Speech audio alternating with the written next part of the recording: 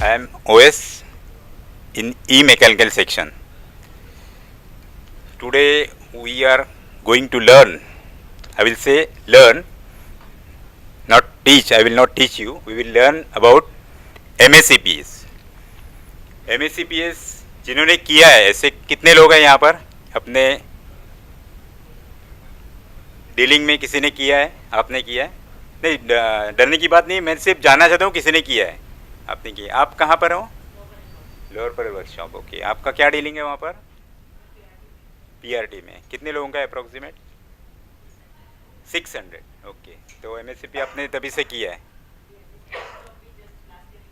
Okay. हाँ, एक. हाँ, राइट. आपने मैडम, आप कहाँ से हैं?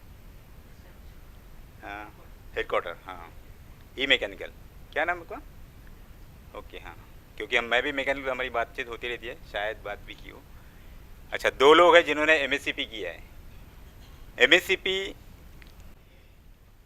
एमएससीपी के बारे में जानने से पहले, एमएससीपी कभी आया था पता है आपको? एमएससीपी आया था, इफेक्ट डेट था 1908. एमएससीपी इसका फुल फॉर्म आप बताएंगे तो डीलिंग क्लर्क बता सकते हो क्या है? Modified assured career progression scheme.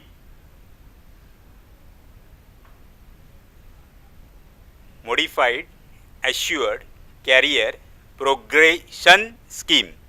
बहुत इंपॉर्टेंट है इसमें प्रोग्रेशन वर्ड को, क्योंकि जब हम एग्ज़ाम के लिए जाते हैं किसी भी रिटर्न टेस्ट के लिए, तब हमें एमएससीपीएस का अगर फुल फॉर्म पूछा तो बहुत से लोग उसे प्रोग्रेस स्कीम लिखते हैं. यहाँ पे गलती हो सकती है, मैंने पॉइंट बताया, प्रोग्रेशन है वो. आपको नोट करना है, नोट कर सकते हैं. क्वेश्चन आंसर का जो टॉपिक हम बाद में लेंगे, आपको जो पूछना है वो बाद में लेंगे. पहले मैं बताऊंगा. इसमें अगर इसी पॉइंट के ऊपर कुछ डाउट है, या डाउट है नहीं कैसे कि डबल ओपिनियन है, कि आपको लगता है नहीं मेरा मैं जो बोल रहा हूँ वो गलत है, तो तभी आप बोलना. लेकिन हालांकि आपको उसके बारे में जानना है तो हम बाद में करेंगे. तो modified assure career progression scheme, जो कि रेलवे बोर्ड लेटर मैंने यहाँ पर ये स्लाइड पे लिखा हुआ है, इस लेटर के तहत अपने रेलवेज में इंट्रोड्यूस हुआ था, जिसका आरबीई नंबर, रेलवे बोर्ड्स का जो सर्कुलर नंबर होते हैं उसे आरबीई नंबर कहा जाता है, 101/09 था. ये आया था 6 पे रिकमेंडेशन के तहत. अभी हम लोग 7 पे कमीशन में है. 7 पे कमीशन कभी से लागू हुआ है? 1/1/2016 से लागू हुआ है. 6 पे कमीशन कभी से लागू हुआ था? 2006 से हुआ था. तो 2006 से modified assured career progression scheme लागू हुआ है. उसके पहले 5th पे कमीशन था, और 5th पे कमीशन 1 जनवरी 1986 से लागू हुआ था, 96 से लागू हुआ था. तो ये 96 के रिकमेंडेशन में एक रिकमेंडेशन ये भी था कि जब किसी एम्प्लॉय को लगातार 12 साल सेवा करने के बाद, सर्विस करने के बाद, अगर कोई भी प्रमोशन नहीं मिलता है तो उसे एक प्रमोशन, फाइनेंशियल अपग्रेडेशन जिसे कहते हैं, वो देना चाहिए. ऐसे सिर्फ 2 थे तभी. कौन से पे कमीशन में? 5वें पे कमीशन में, जो 1/1/96 से लागू हुआ था, जिसमें 2 फाइनेंशियल अपग्रेडेशन देने की सुविधा थी, जो कि 12 और 12 साल यानी 24 साल में 2 फाइनेंशियल अपग्रेडेशन मिलते थे, जिसे एसीपी कहा जाता था. उसके बाद वाले पे कमीशन में, 6 पे कमीशन में, इसको मॉडिफाइड किया, यानी थोड़ा सा बदल किया. वो बदल क्या किया, इसीलिए उसको मॉडिफाइड कहते हैं. क्या बदल किया हम लोग अभी देखेंगे. Modified career assured progression scheme के तहत एक एम्प्लॉय को मैक्सिमम 3 फाइनेंशियल अपग्रेडेशन मिल सकते हैं. 10 साल, 20 साल और 30 साल की सेवा में अगर उसको कोई भी प्रमोशन नहीं मिला है तो ही. समझ गए? एक बात क्लियर है? क्या मैंने बोला कि फाइनेंशियल अपग्रेडेशन मिलेंगे कितने? मैक्सिमम 3. क्यों मिलेंगे, कब मिलेंगे? इंटरवेंशन पीरियड कितना होगा? 10 साल, 20 साल और 30 साल. यानी कि पहले वाली जो रिकमेंडेशन थे 5th पे कमीशन को, उसको हटा के 12 और 24 का हटा के उसको 10, 20, 30 साल में कर दिया गया.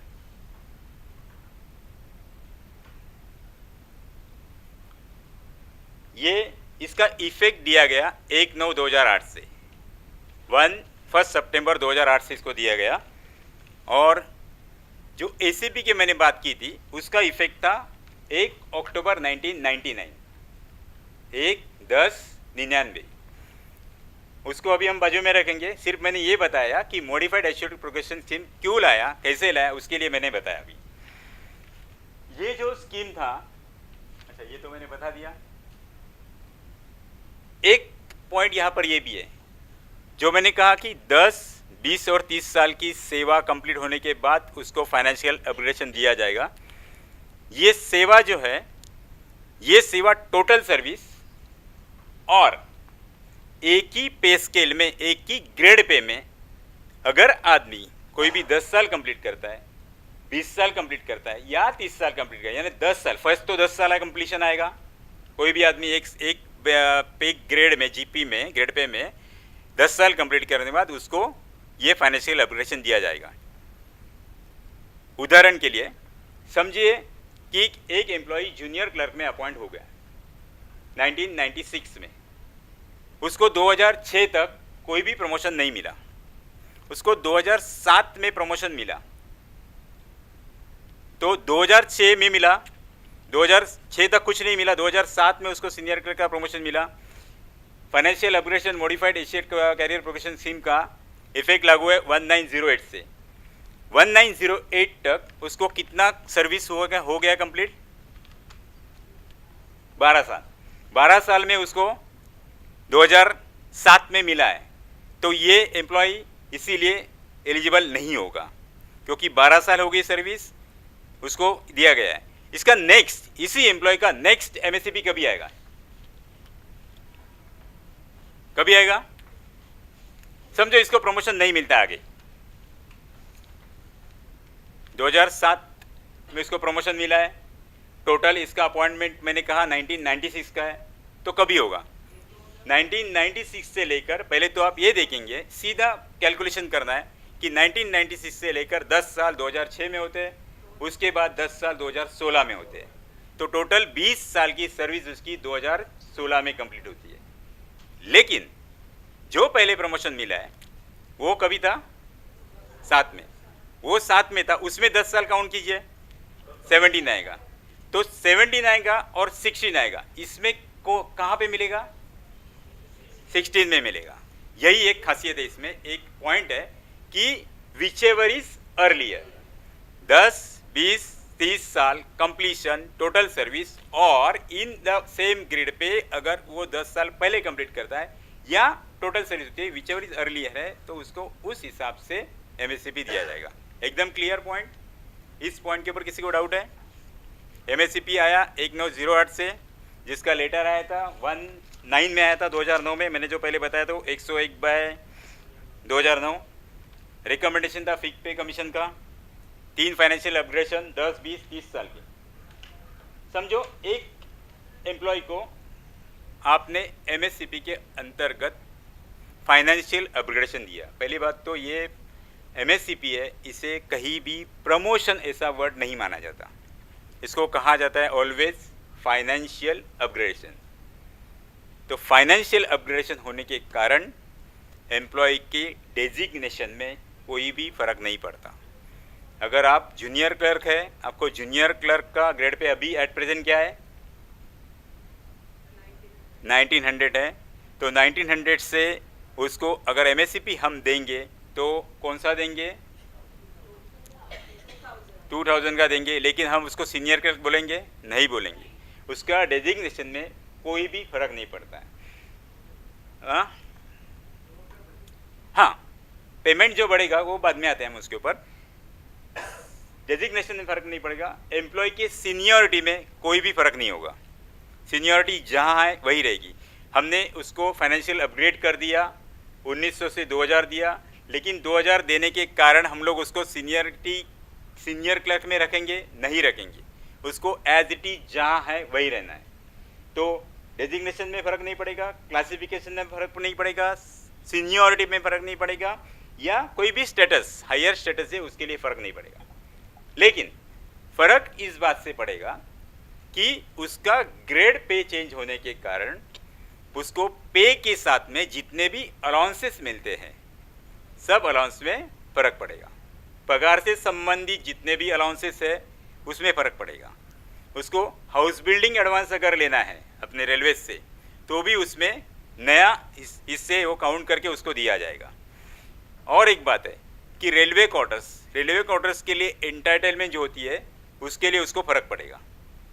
रेलवे क्वार्टर उसको ग्रेड पे बढ़ने के कारण अगर वो ग्रेड पे से टाइप उसका चेंज हो रहा है कोई भी, यानी टाइप 1 से टाइप 2 में आ रहा है, वो अपने ग्रुप डी में बहुत सारे केसेस होते हैं ऐसे कि 1800 जीपी में काम करने वालों को अगर एक अपग्रेडेशन मिला तो वो 1900 में आ गए। एक अपग्रेडेशन मिलने के बाद वो 1900 के कारण टाइप उसका 2 के लिए वो एंटाइटल हो जाते हैं। पास के लिए भी होता है। पास या पीटीओ जो हम देते हैं उसका फर्स्ट क्लास और सेकंड क्लास, ये 2 क्लासेस है। एट प्रेजेंट हम लोग जीपी 42 एंड अबव को फर्स्ट क्लास देते हैं, 42 एंड बिलो को सेकंड क्लास देते हैं। तो हम लोग ड्यूटी पास की यहाँ बात नहीं कर रहे हैं। तो ये जो है एंटाइटलमेंट, इसमें फ़र्क पड़ेगा। तो एमएसएमई के अंतर्गत उसके डेजिग्नेशन में, उसके सीनियरिटी पोजीशन में, उसके हायर स्टेटस में कोई भी फ़र्क नहीं पड़ेगा, लेकिन अलाउंसेस में और क्वार्टर के जो एंटाइटलमेंट में और पास, इन तीनों के ऊपर फ़र्क पड़ता है। एमएससीपी देने की प्रक्रिया क्या होती है ये हम जानेंगे अभी। आपको पता है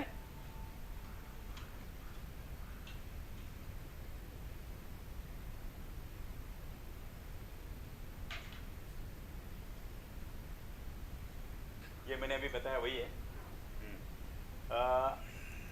इसमें एक लाइन, तीसरी लाइन मैंने ये लिखी है, नो स्टेपिंग अप ऑफ पे।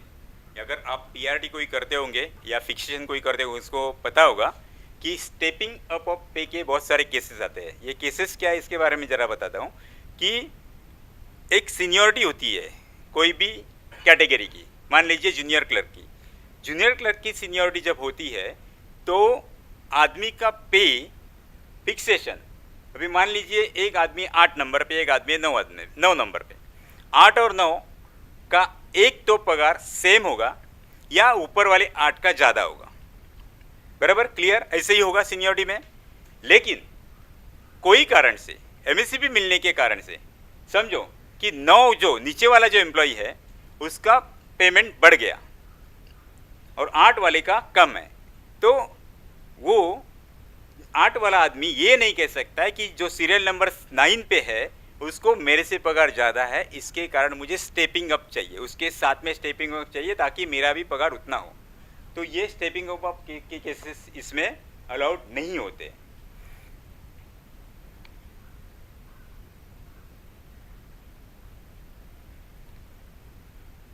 सबसे बड़ी खासियत है कि एमएससीपी में ओनली रेगुलर सर्विस काउंट होती है।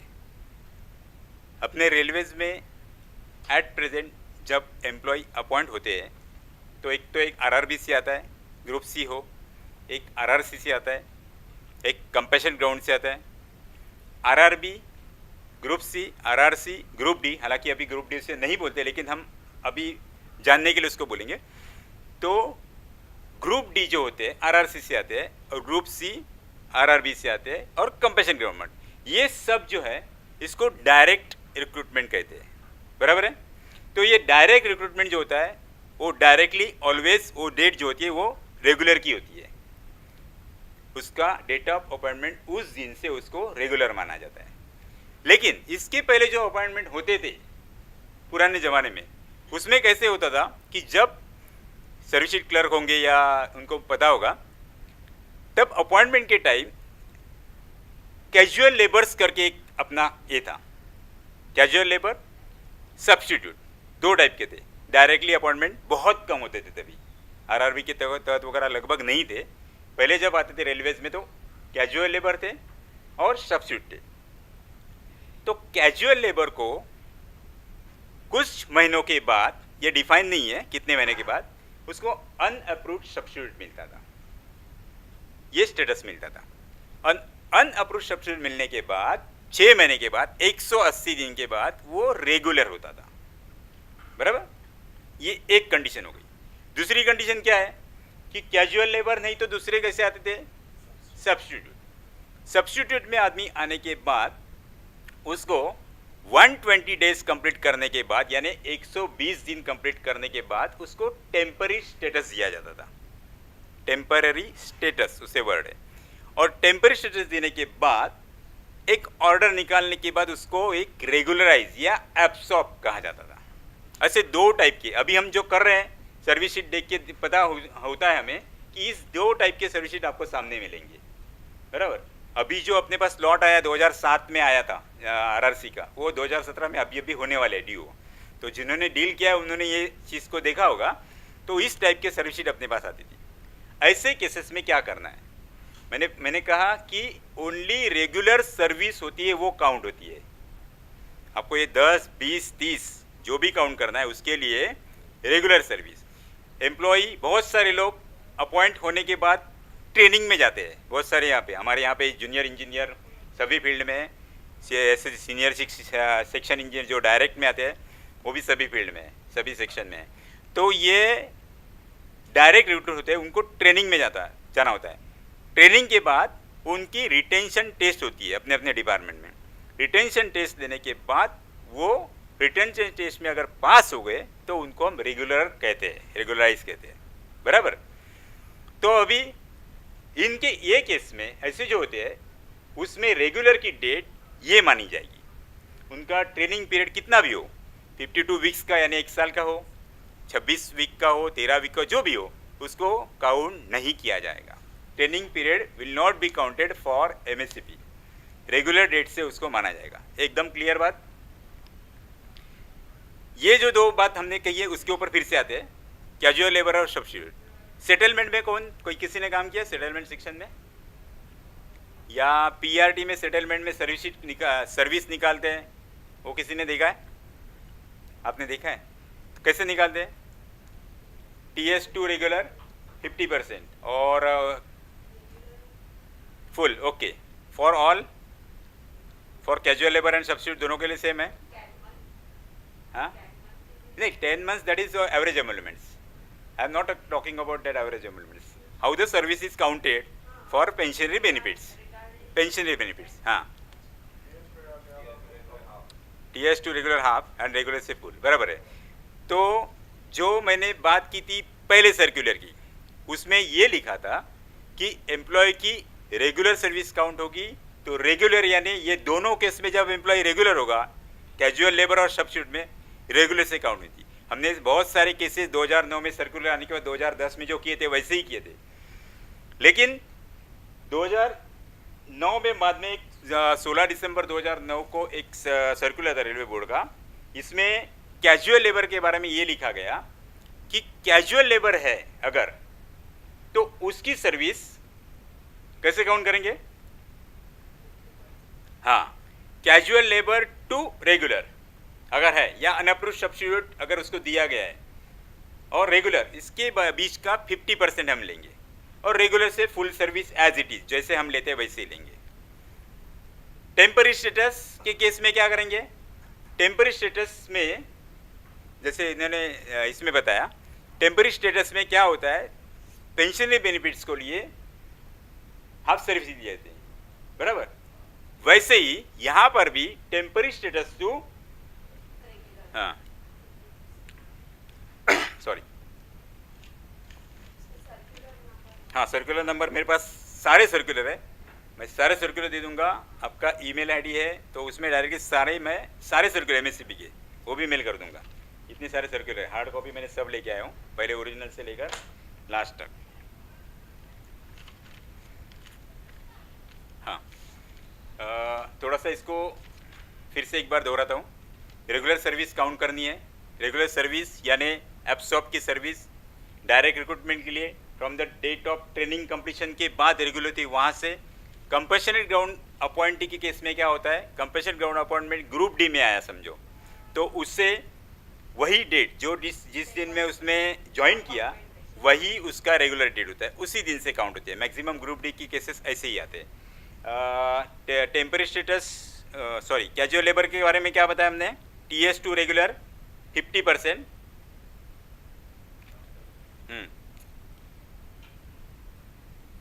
कैजुअल लेबर है तो TS टू रेगुलर 50% लेंगे और regular onwards full as it is जैसे लेते वैसे।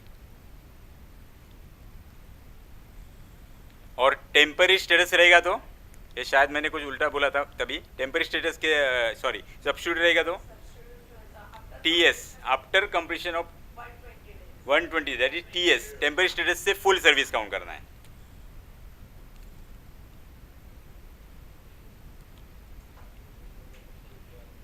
कैजुअल लेबर को हो सकता है TS मिला नहीं मिला हो, उसे अनअप्रूव सब्स्टिट्यूट करके स्टेटस मिल गया और बाद में वो रेगुलर हो गया, तो अनअप्रूव सब्स्टिट्यूट। एक्चुअल होता क्या है कि कैजुअल लेबर जो होता है उसे एज पर रूल उसे अनअप्रूव सब्स्टिट्यूट होना चाहिए, उसके बाद उसको 6 महीने के बाद वो डायरेक्टली रेगुलर होगा। नहीं, अपॉइंटमेंट कैसे हुई थी उसकी अभी? नहीं, गैंगमैन नहीं, उसकी स्टेटस क्या था, कैसे अपॉइंट हुआ था? गैंगमैन करके कैसे आया था वो? नहीं, गैंगमैन आता है, अभी भी गैंगमैन, अभी ट्रैकमैन अपने पास डायरेक्टली आता है, तो वो डायरेक्ट हो गया जिस दिन आया वो। गैंगमैन अगर कैजुअल लेबर है तो कैजुअल लेबर के रूप में अगर गैंगमैन, पहले वाले केसेस होंगे सारे ऐसे, बहुत सारे केसेस होंगे गैंगमैन के जो कैजुअल लेबर्स में आए थे। कैजुअल लेबर के आने के बाद उसको एक्चुअल में अनअप्रूव्ड सब्स्टिट्यूट मिलना चाहिए, वो अगर नहीं मिला तो अपने यहाँ पे बहुत सारे केस ऐसे दिखने को मिलते हैं, उनको भी TS दिया है, उनको भी टेम्पररी स्टेटस दिया है और टेम्पररी स्टेटस देने के बाद उनको रेगुलर किया है, बराबर। ऐसे केस में क्या करना है कि TS टू रेगुलर हमने 50% लेना है। कैजुअल लेबर था वो, कैजुअल लेबर अगर है तो, बराबर, हाँ वो पहले था।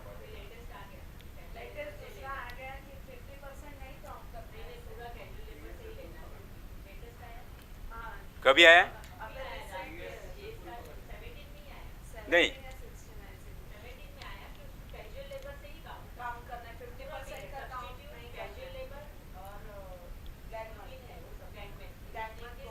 Are you sure? क्योंकि मैंने सारे सर्कल उसमें नहीं है गए, ठीक है, वो पॉइंट के ऊपर हम देखते हैं, अभी फिर से एक बार देखेंगे। लेकिन एट प्रेजेंट मैं बता रहा हूँ कि 50% in case of casual labor from the date of temporary status to regular and on regular onwards full service, and in case of temporary status full service from temporary status to जिस दिन तक आया हो।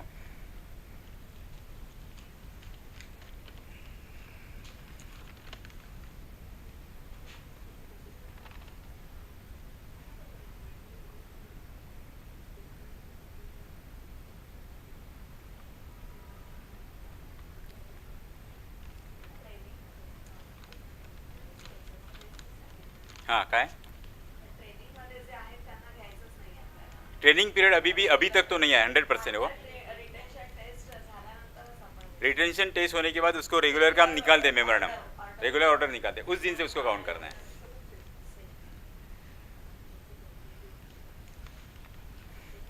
MSCP as per rule अपने को साल में 2 बार करनी है, लेकिन हम लोग नहीं करते।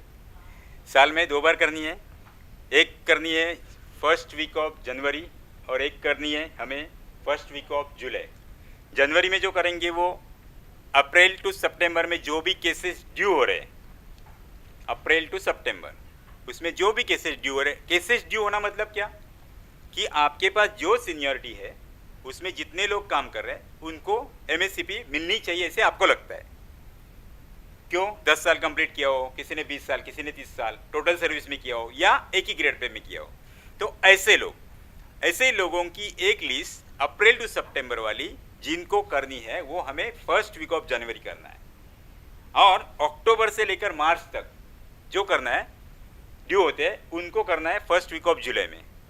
लेकिन ये कहीं जो टाइम शेड्यूल है वो कहीं पे नहीं हो सकता, अपना काम की वजह से हो या कुछ भी वजह से हो, या हम करते हैं लेकिन अपने इसके ऊपर स्क्रीनिंग कमेटी हम वहाँ आएंगे, उनको टाइम नहीं हो, इसके कारण ये नहीं हो पाता।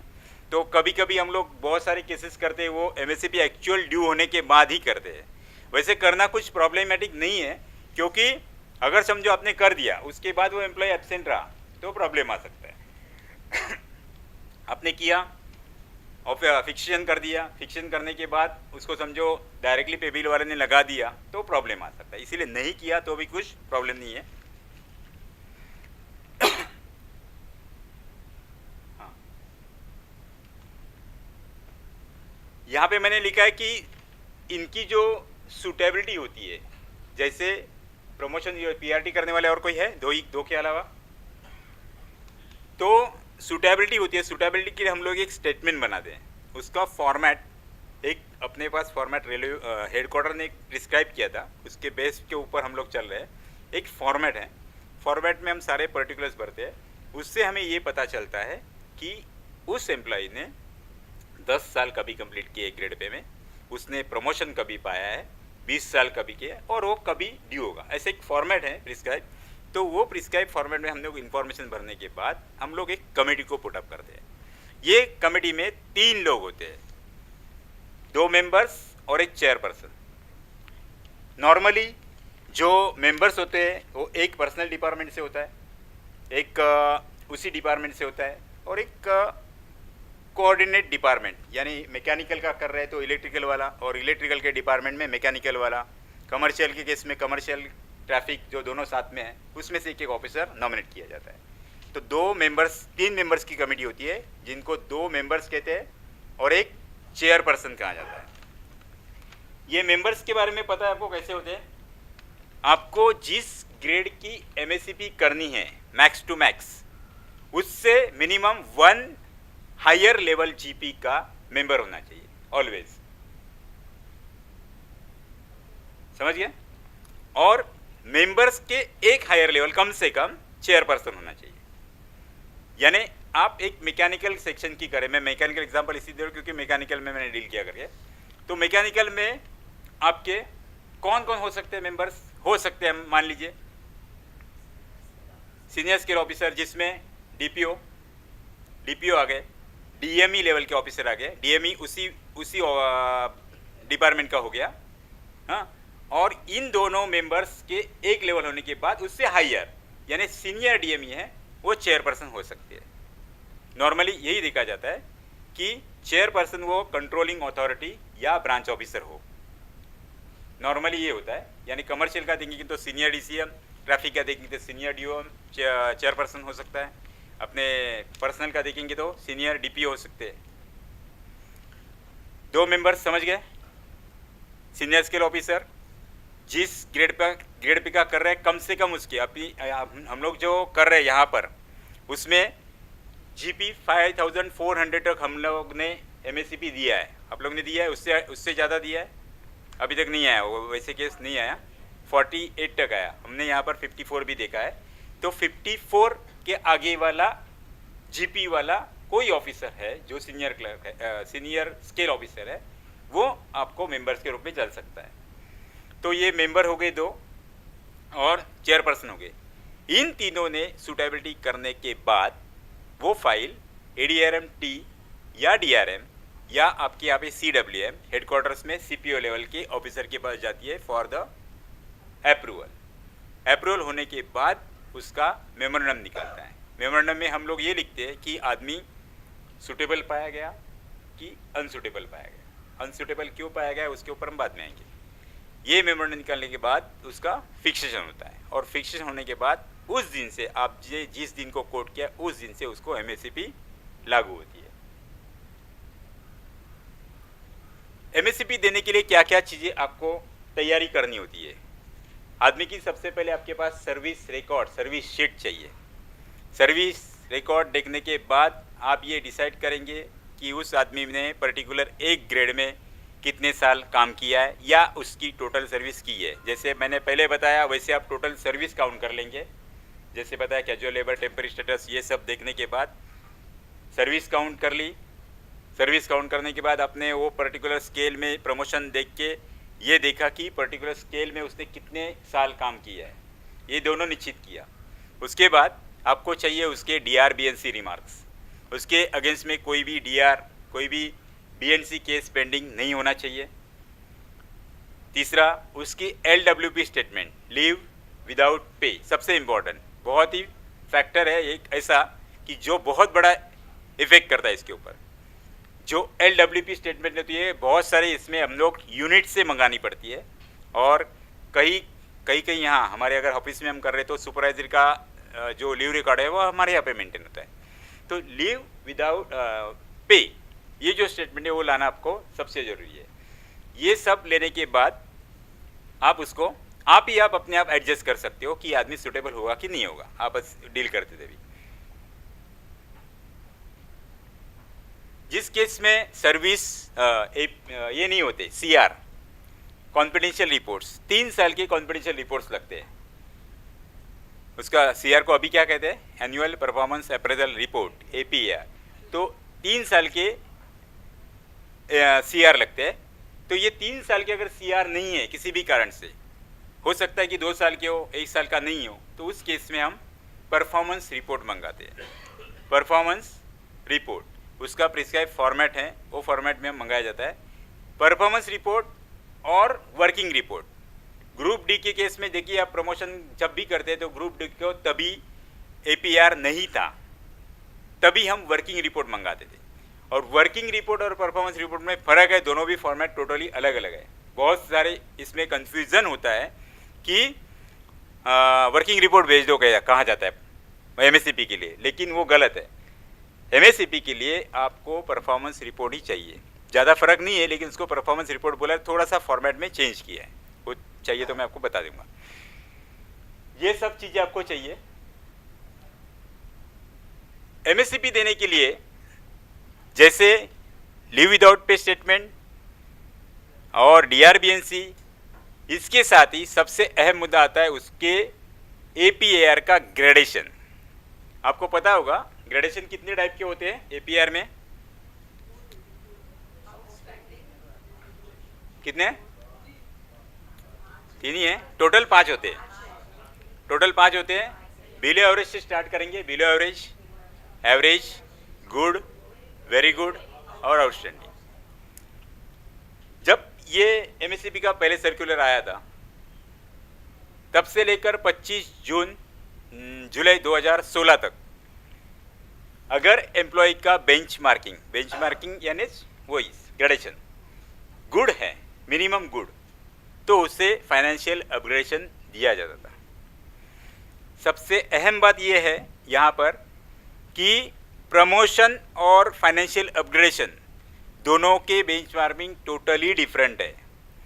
आपको पता होगा कि आदमी के अगर CR, APR अगर एवरेज है, तीनों भी 3 साल के, तो भी उसको प्रमोशन मिल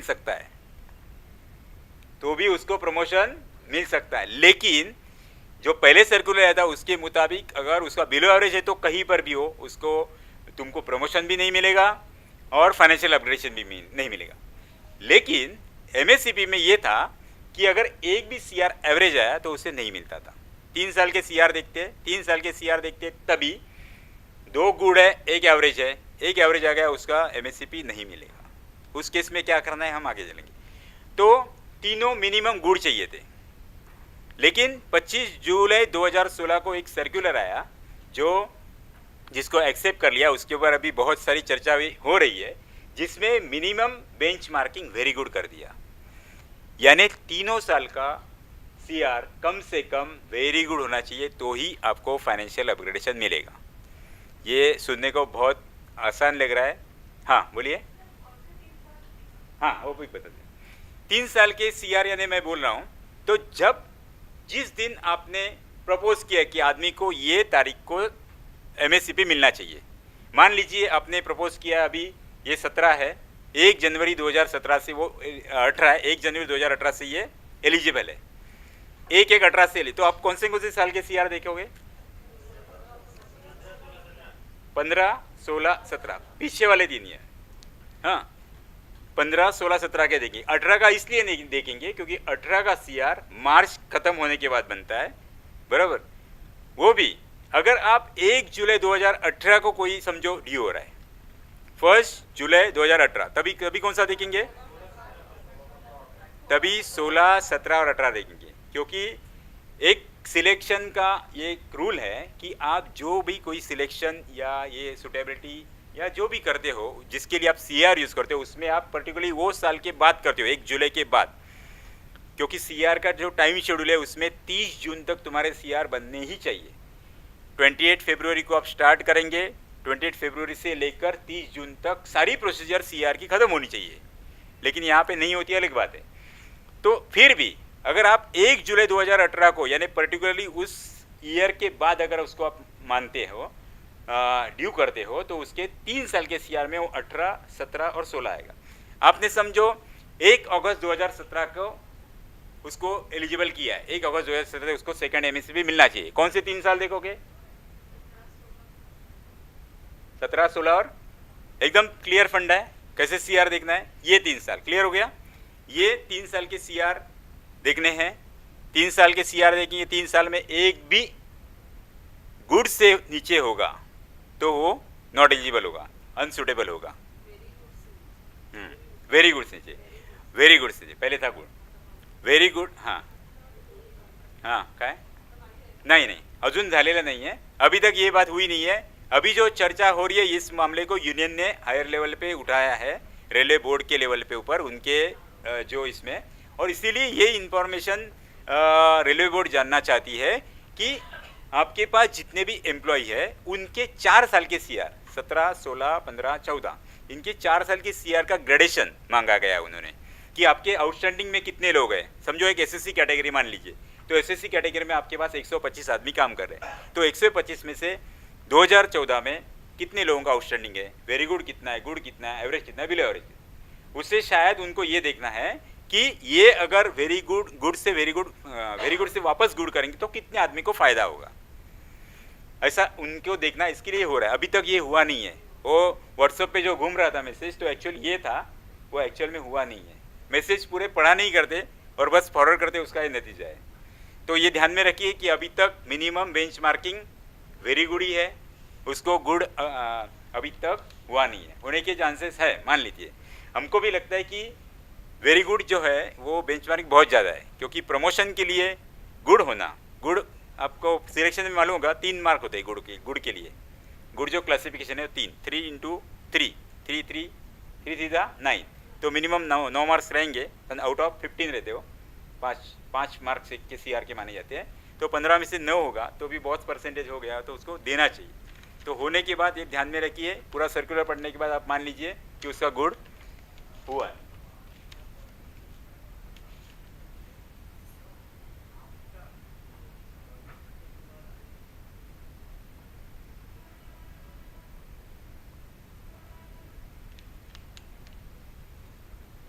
स्केलिंग कमेटी के बारे में जो मैंने बताया वही स्लाइड है ये, जो 3 मेंबर्स होने चाहिए, 1 चेयरपर्सन और 2 मेंबर्स होते हैं। मिनिमम सीनियर स्केल ऑफिसर होता है जिसका PB3 होता है और ग्रेड पे 6600 होता है, और चेयरपर्सन का उसके ऊपर होता है।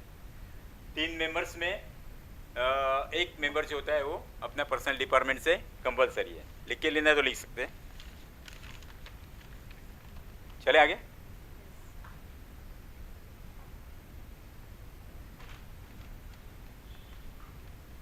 स्केलिंग कमेटी को मैंने बता दिया।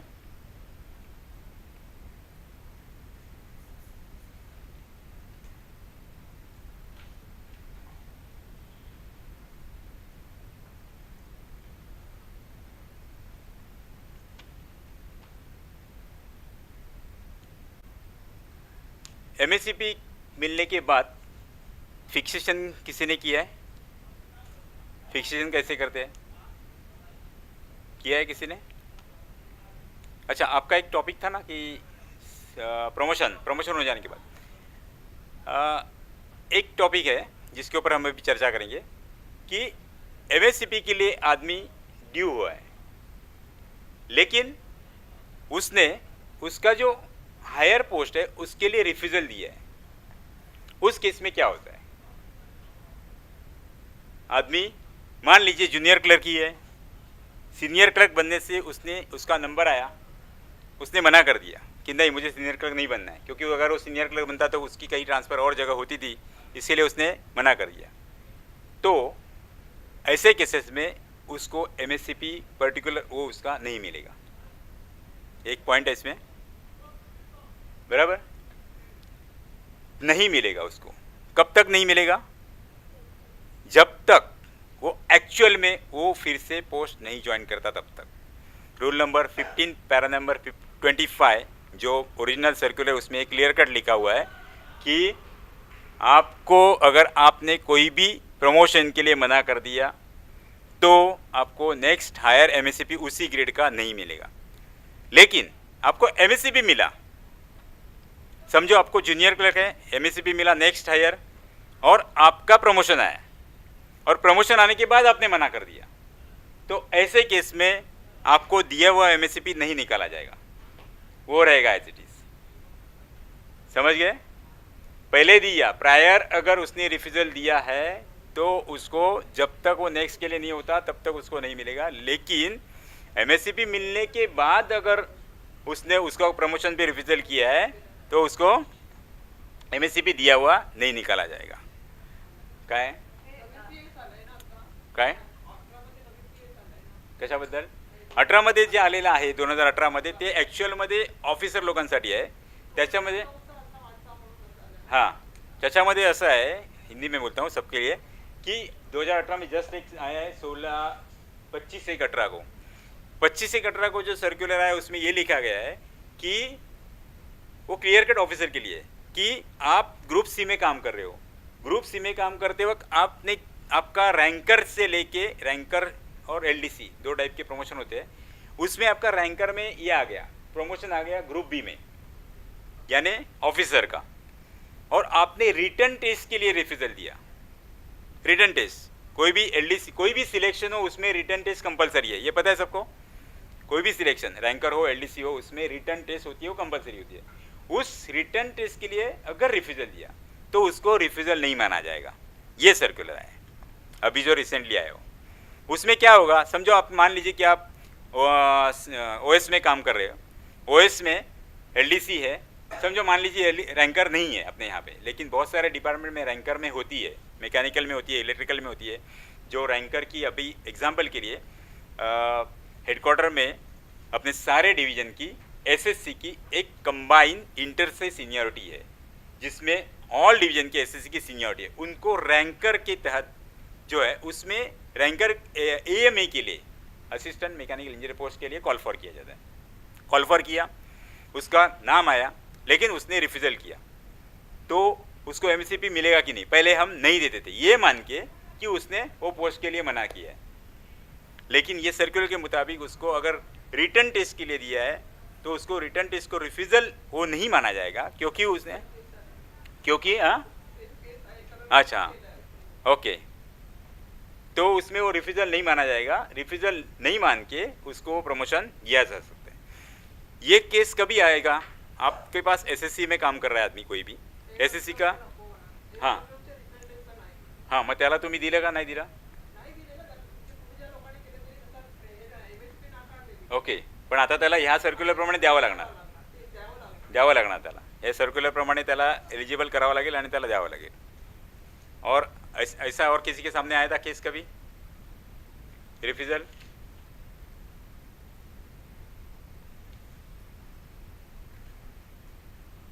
पे फिक्सिंग के बारे में हम लोग आ रहे थे। आदमी को अपने एमएससीपी दिया, हम वहाँ तक बताए थे कि सूटेबल का मेमोरेंडम निकाला, सूटेबल का मेमोरेंडम आपका पे फिक्शन क्लर्क के पास, सर्विस क्लर्क के पास जाएगा। अगर आप वही क्लर्क है तो आपको करना है। तो पे फिक्शन करने वक्त आप पे फिक्शन कैसे करोगे? हाँ, एक इंक्रीमेंट, बराबर। मान लीजिए जूनियर से सीनियर हो गया, जूनियर से सीनियर बनने के बाद एक इंक्रीमेंट तभी देते थे 3%। 7 पे कमीशन थोड़ा सा बाजू में रखते क्योंकि अपने को चार्ट सामने लाना पड़ेगा। 3% और plus GP difference. Senior clerk का जीपी कितना और जूनियर क्लर्क का 19। तो सीनियर क्लर्क से अगर एक आदमी को जूनियर क्लर्क का यानी उसका एमएससीपी मिलता है तो उसमें 2000 मिलेगा। हाँ, ये हायरार्की मैं बताना भूल गया कि ऑलवेज आपके पास जितने पे स्केल के ग्रेड पे है वो एमएससीपी के लिए काउंट होते हैं, बराबर। आपके पास जो मिनिस्ट्रियल कैडर है उसमें junior to senior, senior to OS, OS to COS 4 stages है। तो उसमें जूनियर का है अपने पास 1900, सीनियर का 2800, 28 से 42, बराबर, ये स्टेजेस है।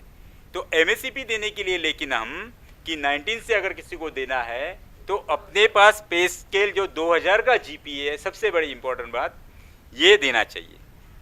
जब ये MSCP आया था तभी एक दो डिपार्टमेंट में अपने यहाँ पे ऐसे हुआ था और उनको दूसरा जो वो पर्टिकुलर हायरार्की का ये दिया गया था। ऐसे हुआ था किसी बाद में उनकी रिकवरी हुई थी। आपके यहाँ पे हुआ था, इलेक्ट्रिकल में हुआ था। तो ये ध्यान में रखिए, जब MSCP देंगे तो 19 के बाद अपने पास 2000 का स्टेज है तो 2000 मिलेगा। 2000 के बाद अगर हम टेक्नीशियन की कैटेगरी देखते हैं तो 19 होता है, 19 के बाद 24, 24 से 28, 28 से 42 बराबर 1900 ग्रेड 3, ग्रेड 2, 24, ग्रेड 28, ग्रेड 1 और MCF 42। लेकिन अगर आप टेक्नीशियन ग्रेड 3 को MSCP दे रहे हैं जो कि 1900 का है तो उसका नेक्स्ट हायर आएगा 2000 का, उसका नेक्स्ट देना है तभी आप उसको 2400 देंगे बराबर, क्योंकि उसके इसमें 2400 के बाद भी अगर ड्यू रहे तो हम 28 देंगे और 2400 से देना है तो फिर लास्ट वो 42 में जा सकता है। तो ये इस बात को जरा ध्यान में रखना। हाँ हाँ हाँ नहीं क्या समझाने में आपका क्वेश्चन? नहीं okay, it's for all MSCP। हाँ ओके 28 के बाद अपने पास 42 है। हाँ बहुत बड़ा डिफरेंस है उसमें, 1400 का डिफरेंस है। 42 ये MSCP ये बात है कि सबको मिलेगा। पहली बात तो कोई भी कैटेगरी को ये नियंत्रित नहीं किया है, सबको मिलेगा। आपको ये देखना है कि उसमें कौन कौन से स्टेजेस है ग्रेड पे के। वैसे देखिए फिक्सेशन होगा, वो कैसे बताया कि 3% प्रेजेंट इसमें प्लस GP डिफरेंस मिलेगा। मान लीजिए ऐसे आपने फिक्सेशन किया, एक जूनियर क्लर्क से उसको 1900 GP वालों को आपने 2000 दिया, 2000 पे आपने फिक्सेशन कर दिया। कुछ सालों बाद उसका एक्चुअल सीनियर क्लर्क में प्रमोशन आया, हो गया एक्चुअल सीनियर क्लर्क में प्रमोशन हुआ, तभी क्या करोगे? तभी आपने जो GP दिया है, ना कि जूनियर क्लर्क का, आपने GP उसको दिया था 2000 का GP और सीनियर क्लर्क का जो प्रमोशन हुआ वो GP, उसका दोनों का डिफरेंस 800 आ रहा है तो 800 उसमें ऐड होगा। उस टाइम उसे इंक्रीमेंट नहीं मिलेगा।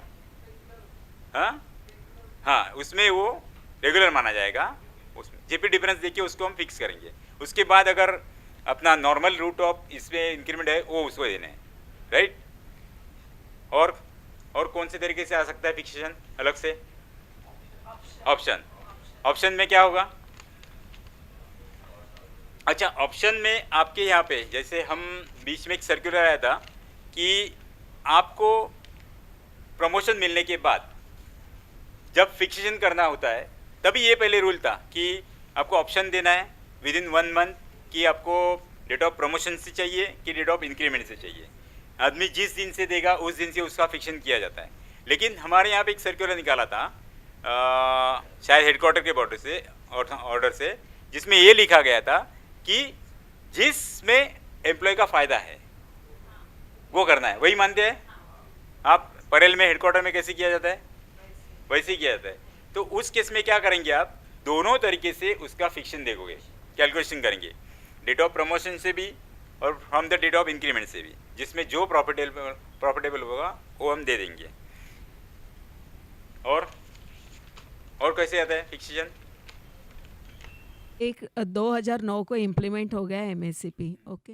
तो उसमें जब क्राइटेरिया रखा गया तो उसमें लिव विदाउट पे तब काउंट किया गया था क्या? यानी लिव विदाउट पे का क्राइटेरिया था या नहीं था? बराबर था, पहले से ही था। लिव विदाउट पे का क्राइटेरिया पहले से ही था। LWP काउंट करके ही आपको उसको जो डेट आता है उससे वो आगे जाना था। मान लीजिए आप, अच्छा वो अच्छा पॉइंट आपने उठाया, मैं इस बात को रह गया था मेरे से बताना कि 2008 से MSCP लागू हुआ है। मान लीजिए 96 में एक आदमी अपॉइंट हुआ, तो 96 से अपॉइंट हुआ, उसको कोई भी प्रमोशन नहीं मिला, खलासी में आया, उसको MSCP देना है। 96 को आया मान लीजिए, तो उसको पहला MSCP कभी मिलेगा? हाँ 1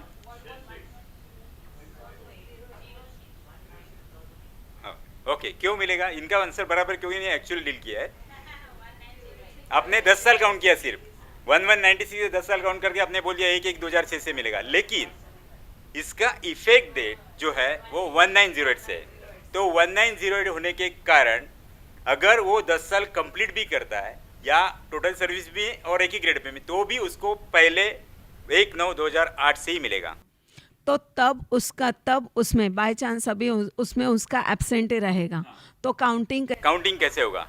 काउंटिंग कैसे होगा? यानी 1/9 तभी काउंटिंग कैसे होगा कि 1/1/96 से लेकर 1/1/2016 को उसको 10 साल कंप्लीट हुए हैं, बराबर। 96 से 2006 इस पीरियड में आप LWP काउंट करेंगे। मान लीजिए वो 40 डेज आती है, 40 डेज आएंगे 1/1/2066 ना, 6 में आप 40 डेज काउंट करो आगे। एक का दो नहीं 40 डेज है, 10 डेज होगा। 10 फरवरी प्लस 10 डेज ना, 10th मार्च 10 मार्च की फरवरी 10 फरवरी 2016 में वो ड्यू होगा, लेकिन 2006 में, लेकिन इफेक्ट डेट 1/9/2008 होने के कारण उसको 1/9/2008 से ही मिलेगा, 8 से ही मिलेगा। ये LWP आप काउंट कर रहे हो, इसमें उसका डेट आगे जा रहा है। अगर समझो मान लेते 1908 का नहीं होता, तो अब आप कभी से देते उसको। ये केस में आपने जब काउंट किया फरवरी से देते, तो फरवरी से देते, इसीलिए उसको वो काउंट करके ओके। हाँ 20 इयर्स में काउंट हो जाएगा ना, 20 इयर्स में आगे जाएगा ना, हाँ 20 ईयर्स में आगे जाएगा, 40 डेज आगे जाएगा। 20 ईयर्स में आगे जाएगा, टोटल में आगे जाएगा। लेकिन अभी हमने जो केस देखा था उसमें वो डायरेक्टली ऐसे माना था कि 96 से लेकर 2006 तक उसको कोई भी प्रमोशन नहीं मिली। ओके 20 इयर्सला कोणती LWP मिळाली? नेक्स्ट 10 इयर्सची बघायला नहीं कोई भी बता देता हूँ।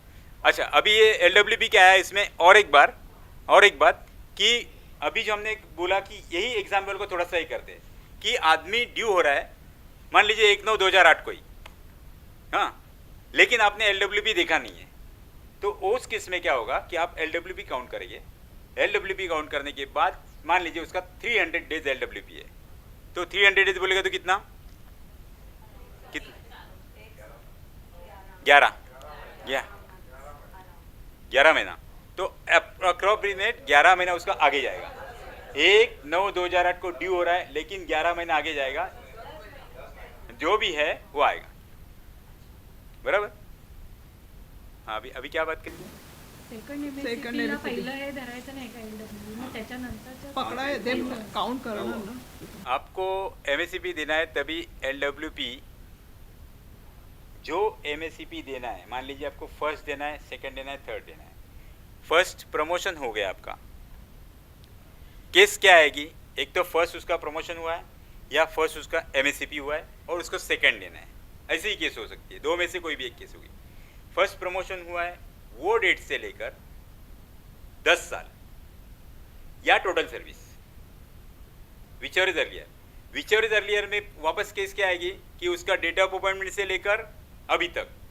तो ये केस में आप जब आपने उसको प्रमोशन दिया है, तब प्रमोशन से लेकर 10 साल में जितना उसका LWP वो देखा जाएगा। MSCP दिया है, पहले MSCP दिया तो सवाल ही नहीं, पहले MSCP देने के टाइम उसने आपका ऑलरेडी उसका डेट आगे किया था। सेकेंड MSCP देंगे तभी उस दिन से लेकर जिस दिन दिया है उसको MSCP, न कि 10 ईयर्स, जिस दिन दिया उस दिन से लेकर 10 साल, हाँ उस दिन। अगर कभी कभी ऐसा होता है कि जो आने वाला डे भी उसमें काउंट होता है, तो उसको उतना दिन वो आगे जाएगा, समझ गए? 1/9/08 ला दिलाय आणि नंतर 20 वर्षाने द्यायचं आहे। 1/9/08 ला MSCP दिलाय, हा, आणि नंतर त्या सर्व्हिस म्हणजे अपॉइंटमेंट पासून 20 वर्षाने द्यायचं सेकंड, तेव्हा काय करायचं? 1/9/08 ला पहिले दिलाय, हा, तेव्हा 12 वर्ष समजा त्याला झाली होती, पण 1/9/08 ला दिला आणि सेकंड द्यायचं आहे आता। 1/9/08 ला पहिले दिलाय, पहिल्या प्रमोशन मिळाले आहेत, नाही झालेत समजा, नाहीच मिळालेत प्रमोशन, आपण त्याला MSCP दिलाय ओके, आणि मग सेकंडला 20 वर्षाला जेव्हा त्याला होत आहेत, हा. ते 40 दिवस विदाउट पे आहे ना, ती काउंट होणार ना? नाही 40 दिवस MSCP तुम्ही पहिल्यांदा काउंट केली आहे. आता आपल्या जर केस पण नाही केली आहे ना आपण, 1/9/08 ला दिला तेव्हा ते काउंट होण्याचा प्रश्नच येत नाही, कारण त्याला 12 वर्ष झाली आहेत. जर 1/1/6 96 ला अपॉइंटमेंट झाली, ओके तर त्याचा ड्यू झाला होता, पण आपण 1/8 ला.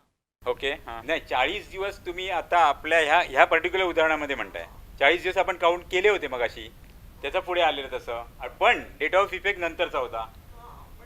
मग 190 आलं, 19/2000. आता काय होणार, त्याला तुम्ही नेक्स्ट MSCP कधी देणार, 2018 किंवा 1/9/2018ला देणार, किंवा टोटल 20 वर्ष देणार. त्या टोटल 20 वर्षामध्ये तुम्ही त्याला दुसरं देणार आहेत. पहिल्याचा प्रश्न संपला, बरोबर. मग पहिल्याचा प्रश्न संपल्यामुळे तुम्ही त्याची जी LWP आहे ती कुठून बघणार. ते 40 दिवस मी त्याच्यामध्ये काउंट केलं ना मग त्याच्यामध्ये. सेकंड काउंट वहाँ से करने का, सेकंड वहाँ से काउंट करने का. 20 वर्षाचा नाही नाही विचेवरच जाते हां विचेवरच जाते आपण जो म्हणतो. ओके. तर त्याच्यामध्ये आपण 20 वर्षाचाच क्रायटेरिया करूया. नाही 20 वर्ष करूया की तो 20 वर्ष चालू आहे त्याचा. तर मग आपण ते जे 40 वर्ष 40 दिवस आहेत ते 198च्या याच्यामध्ये नलिफाय झाले खरं तर, बरोबर. तर ते आता त्या 20 वर्षामध्ये ते पुन्हा काउंट होतील का असं आमचं म्हणणं आहे. From date of appointment it will From the become date of appointment. अच्छा, टोटल सर्व्हिस आहे. टोटल सर्व्हिसमध्ये 40 दिवस आहे आणि तो 40 दिवस तुमच्या याच्यामध्ये पहिल्या याच्यामध्ये काउंट नलिफाय झाला.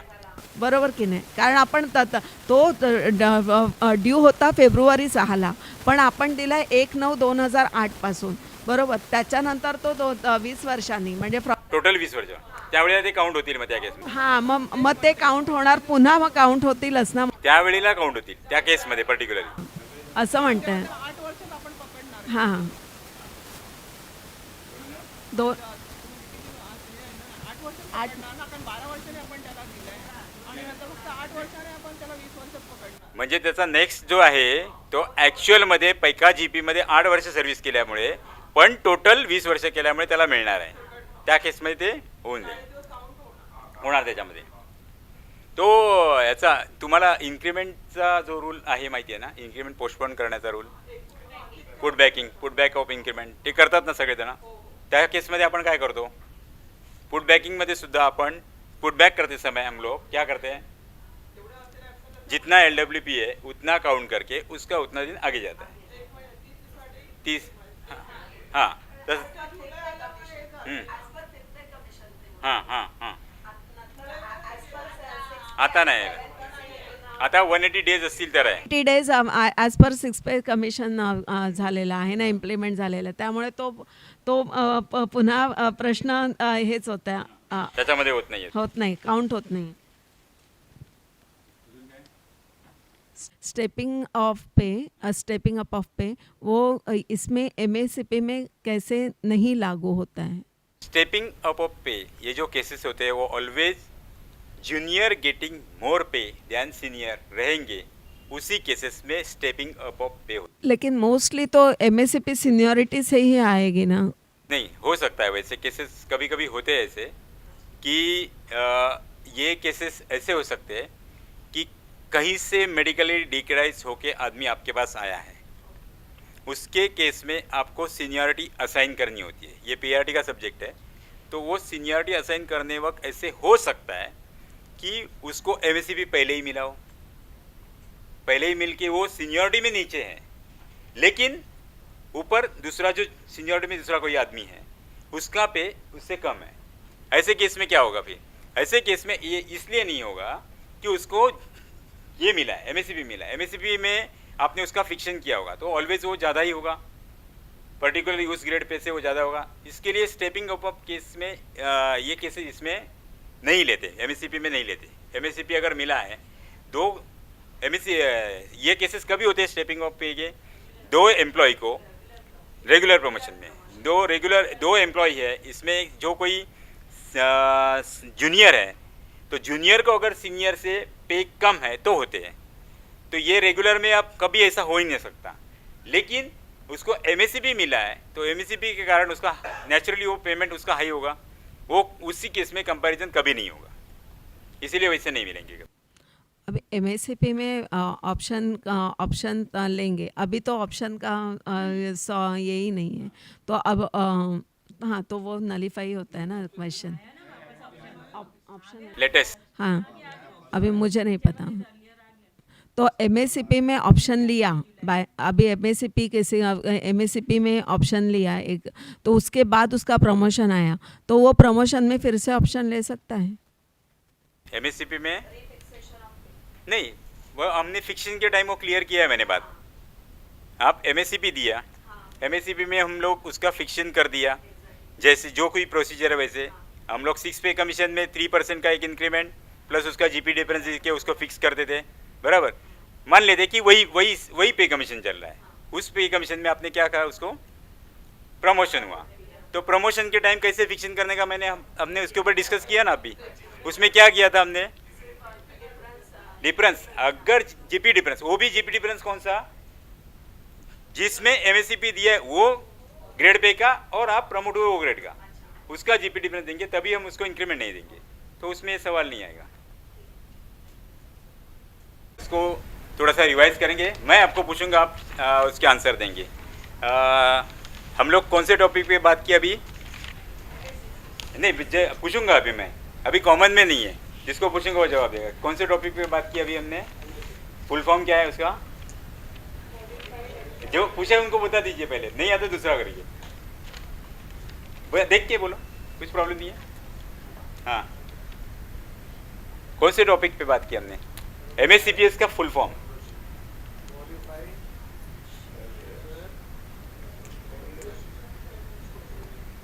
Progression, modified assured career progression scheme. Full form लिखने के लिए आता है, एब्रीविएशन दिया रहता है, फुल फॉर्म रिटन टेस्ट के लिए आएगा, प्रोग्रेशन को प्रोग्रेस लिखेंगे, मार्क चला जाएगा, ध्यान में रखना। ओके, कभी से इफेक्ट हुआ लता मैडम,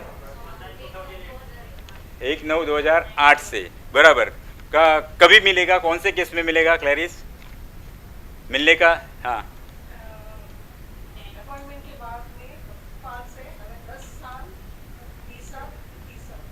हाँ, तो और एक कंडीशन है उसमें साथ में, ये तो टोटल सर्विस होगी, 10, 20, 30 टोटल सर्विस, और 10 ईयर्स, हाँ सेम इन जीपी से, सेम जीपी 10 ईयर्स 20 ईयर्स अगर कंप्लीट होते हैं, 10 ईयर्स ही मानेंगे, 10 years complete which ever is earlier, बराबर। इसमें किस चीज़ के ऊपर इफेक्ट नहीं होगा एमएससीपी में, एमएससीपी समझो दिया आपने, किस चीज़ पर इफेक्ट नहीं होगा, हाँ हाँ, डेजिग्नेशन, पोस्ट, सीनियरिटी, स्टेटस, इसके ऊपर कोई फर्क नहीं पड़ेगा। लेकिन गिरीश, उसको क्या क्या किसके ऊपर फर्क पड़ेगा एमएससीपी देने के बाद, हाँ पे, यानी पे के साथ में जो अलाउंसेस मिलते हैं उसके ऊपर, और 5 पीटीओज, और एंटाइटलमेंट ऑफ रेलवे क्वार्टर, उसके ऊपर फर्क पड़ेगा, बराबर। नॉर्मली एमएससीपी में कमेटी के मेंबर कितने होने चाहिए आप बताएंगे, 3, कौन,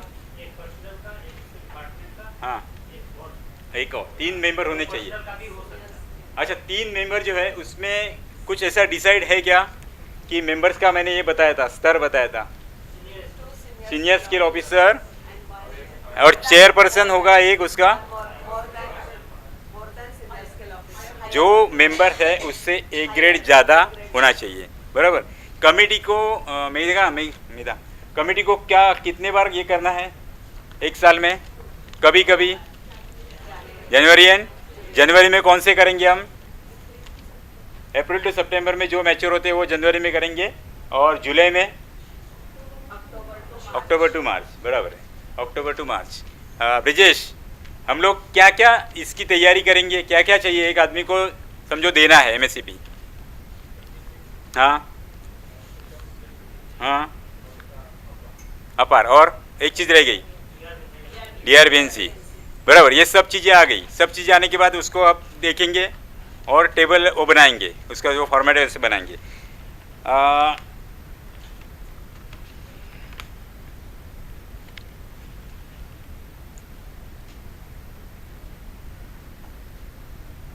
सर्विस कैसे काउंट करेंगे आप बताइए, सर्विस कैसे काउंट करेंगे इनकी। एक एमएससीपी का आदमी है, वो मान लीजिए वो टेम्पररी स्टेटस उसको मिला हुआ है, उसने 15 साल की सर्विस की है, टेम्पररी स्टेटस से लेकर आज तक, उसको आप कितने एमएससीपी दोगे, एक ही मिल सकता है, कंफर्म, हाँ, और टेम्पररी स्टेटस ही है, लेकिन 20 साल की सर्विस उसने कंप्लीट की है आज के दिन में।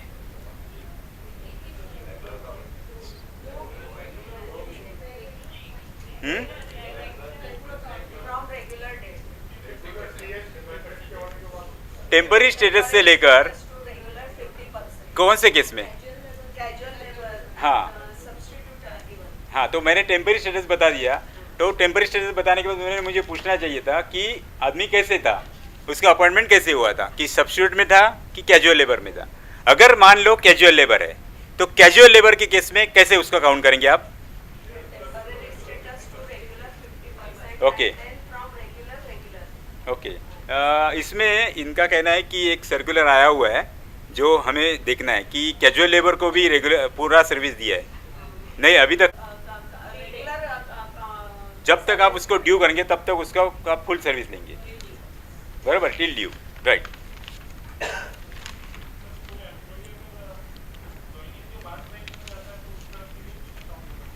ज्वाइनिंग के बाद ट्रेनिंग में आने समझाने में अपॉइंट हुआ। हाँ नहीं नहीं, इसमें ट्रेनिंग जो होता है वर्ड, ये ट्रेनिंग जो होता है इनिशियल ट्रेनिंग सबसे ज़्यादा इम्पोर्टेंट है। जब कोई भी पोस्ट को आप ज्वाइन करते हैं और उस ज्वाइनिंग में आपको इनिशियल ट्रेनिंग है, जैसे मान लीजिए सुपरवाइजरी पोस्ट है जेई और एसएससी का, आप डायरेक्ट में आ गए आरआरबी के थ्रू, तो कोई भी थ्रू, आरआरबी कंपैशन ग्राउंड हो, कैसे भी आ गए, लेकिन उनको इनिशियल ट्रेनिंग है। अलग अलग डिपार्टमेंट में इनिशियल ट्रेनिंग के अलग अलग कैटेगरीज है। तो अगर इनिशियल ट्रेनिंग है, उस ट्रेनिंग कंप्लीशन के बाद रिटेंशन टेस्ट होगा और रिटेंशन टेस्ट खत्म होने के बाद उसका वो रेगुलर का मेमोरेंडम निकलेगा, उस दिन से उसका सर्विस काउंट किया जाएगा। काउंट होगा या नहीं होगा? आपने उसका सर्विस गिनने के समय आप कहाँ से शुरू करेंगे? डे वन से। पहले अपॉइंटमेंट कैसे हुआ ये देखेंगे। बीच में उसने एलडीसी किया, रैंकर किया, वो नहीं देखना है। पहले सर्विस काउंट करते समय आप देखो कि उसका अपॉइंटमेंट कैसे हुआ था। अगर वो डायरेक्टली आया है, बराबर, कंपैशन ग्राउंड आया है, तो उस दिन से चालू होगा। अगर वो डायरेक्टली आके इनिशियल ट्रेनिंग को गया है तो डेट ऑफ रेगुलर से होगा, बराबर। लेकिन आपके केस में क्या है कि आपका कहना है कि बीच में वो एलडीसी का उसने एग्ज़ाम किया या रैंकर का एग्ज़ाम किया और वो ट्रेनिंग में चला गया। वो ट्रेनिंग इनिशियल ट्रेनिंग नहीं है, वो ट्रेनिंग उसका ट्रेनिंग है, वो पर्टिकुलर जॉब के लिए, पार्ट ऑफ जॉब है, उसको ये कहते हैं। वो उसमें वो ट्रेनिंग पीरियड नहीं माना जाएगा, उसको एज अ सर्विस काउंट होगा, एज अ सर्विस काउंट होगा। एज अ सर्विस काउंट करके आप उसको दे सकते हो।